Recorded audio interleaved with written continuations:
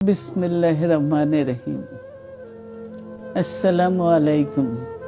দীর্ঘদিন অসুস্থ থাকার পর আপনাদের সামনে কথা বলতে পারার জন্য আল্লাহর কাছে শুকরিয়া আদায় করছি।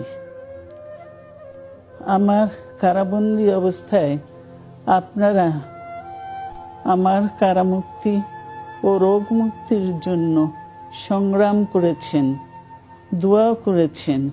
সেজন্য আমি আপনাদের সকলকে ধন্যবাদ জানাচ্ছি। দীর্ঘ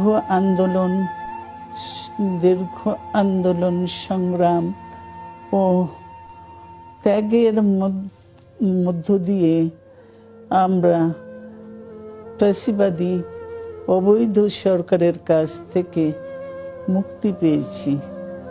আমি আন্তরিক ধন্যবাদ জানাতে চাই আমাদের বীর সন্তানদের, যারা মরণপণ সংগ্রাম করে এই অসম্ভবকে সম্ভব করেছে।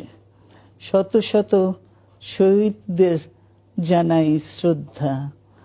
এ বিজয় আমাদের নতুন সম্ভাবনা নিয়ে এসেছে। দীর্ঘদিনের নজিরবিহীন দুর্নীতি,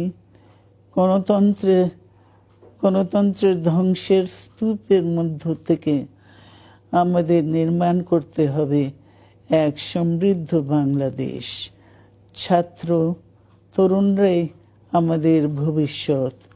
তারা তরুণরা এই যে স্বপ্ন নিয়ে বুকের রক্ত ঢেলে দিয়েছে, সেই স্বপ্ন বাস্তবায়নে করতে মেধা, যোগ্যতা, জ্ঞান ভিত্তিক গণতান্ত্রিক বাংলাদেশ গড়ে তুলতে হবে। শোষণহীন সমৃদ্ধ বাংলাদেশ। সকল ধর্মের গোত্রের অধিকার নিশ্চিত করতে হবে।